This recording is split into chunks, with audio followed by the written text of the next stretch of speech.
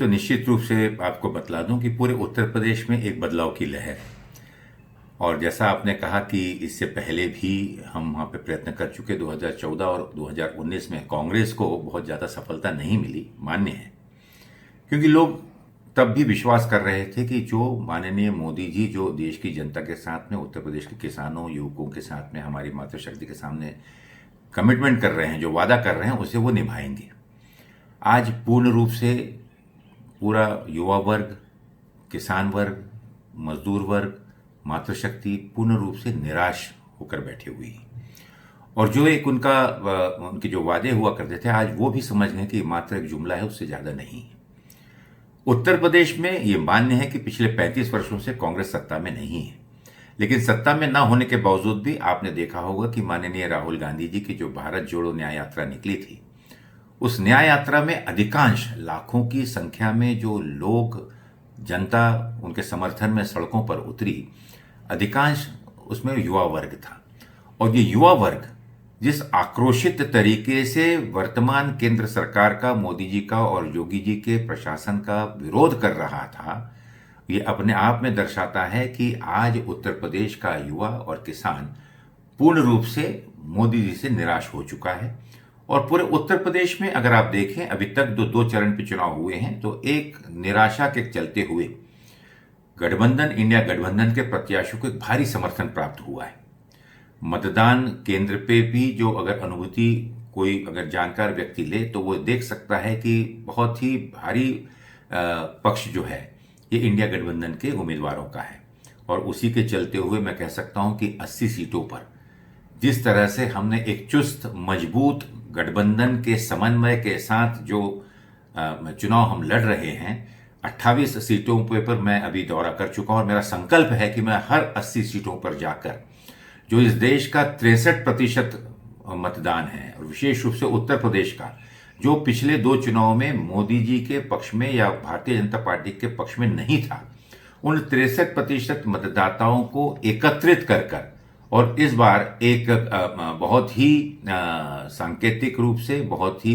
मजबूत चुनौती हम देने जा रहे हैं। और इन 80 सीटों में से अधिकांश सीटों पर आप देखेंगे कि बहुत ही आश्चर्यजनक नतीजे लेकर और गठबंधन के उम्मीदवार जीत रहे हैं, और कांग्रेस के भी जो उम्मीदवार हैं उनकी संख्या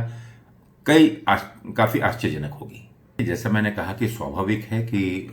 नेतृत्व के आग्रह पर, और मैं स्वयं इस चीज का संकल्प ले चुका हूं कि मैं 80 की 80 सीटों में इंडिया गठबंधन के उम्मीदवारों के लिए बेहतर समन्वय स्थापित कर इस चुनाव में मदद करूंगा।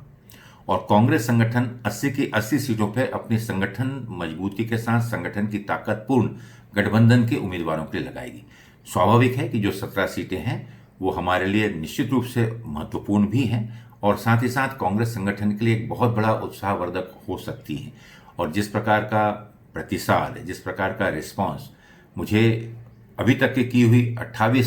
सीटों पर मुझे दिख रहा है, और आने वाले दिनों में मैं और भी पूरी सीटें कंप्लीट करने जा रहा हूं,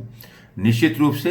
एक बेहतर रिजल्ट के साथ हम सामने आएंगे। रही बात रायबरेली और अमेठी की, रायबरेली और अमेठी हमेशा से गांधी परिवार के काफी नजदीक रही है, एक परिवार का हिस्से के रूप में रही है। और वहां की जनता का, वहां के कार्यकर्ताओं का, वहां के संगठन का, और ना ही सिर्फ रायबरेली और अमेठी के बल्कि पूर्ण उत्तर प्रदेश के कांग्रेस के कार्यकर्ता दिल से चाहते हैं कि माननीय राहुल गांधी जी और माननीय प्रियंका जी वहां से चुनाव लड़े। और इस संदर्भ में उनकी भावनाओं को मैंने, हमारी जो केंद्रीय चुनाव समिति होती है CEC, उसमें मैंने 2 बार, और कल रात को भी मैंने पुनः एक बार इस चीज को स्पष्ट कर दिया है। निर्णय कांग्रेस अध्यक्ष पर छोड़ा गया है। कांग्रेस अध्यक्ष राजनीतिक समन्वय के साथ में और चर्चा कर जहां आवश्यक है उसके बारे में शीघ्र ही निर्णय लेंगे। हम उम्मीद करते हैं कि निर्णय हम लोगों की अपेक्षा अनुसार आए और गांधी परिवार से ही ये सीटों पे लड़ा जाए। अब जहां तक आपने बात की कि 80 सीटों पर, मैं कह सकता हूं कि अधिकांश सीटों पर इंडिया गठबंधन विजयी होने जा रही है। और ये मैं नहीं, क्योंकि इस चुनाव, यहाँ का चुनाव इस बार उत्तर प्रदेश की जनता लड़ रही है, भारतीय जनता पार्टी के फेलियर्स को देखकर, उनके अपयश को देखकर, उनकी गलत नीतियों के विरोध में, उनके अनकहे आपातकालीन स्थिति के विरोध में, लोकतंत्र को कमजोर करने का जो उनको प्रयत्न है उसके विरोध में, और इस देश के सर्वोच्च हमारा संविधान जो है उसकी रक्षा के लिए और उसे मजबूत बनाने के लिए उत्तर प्रदेश की जनता ये चुनाव लड़ रही है और इसलिए मुझे उम्मीद है कि अधिकांश सीटों पर इंडिया गठबंधन विजयी होने जा रही है। देखिए, ये मैं तो अपने आप को गौरवशाली महसूस करता हूं कि मेरा जन्म जिस भूमि पे हुआ, उस महाराष्ट्र,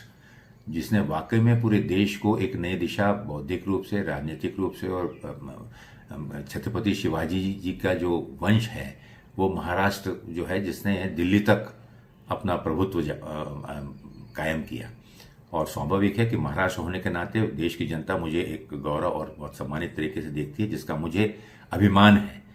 और यही परिस्थिति जब मैं पलट कर महाराष्ट्र की ओर देखता हूं, तो वहीं से यह ताकत लेकर, वहीं से यह संदेश लेकर राज्य के, देश के अन्य प्रदेशों में, चाहे वो आसाम रहा हो जहां मैं प्रभारी रहा, आसाम रहा हो, चाहे राजस्थान रहा हो, चाहे बिहार या उत्तर प्रदेश, समय समय पर मैं कांग्रेस पक्ष के साथ साथ लोगों के बीच में मैं महाराष्ट्र का ही प्रतिनिधित्व करता आया हूं।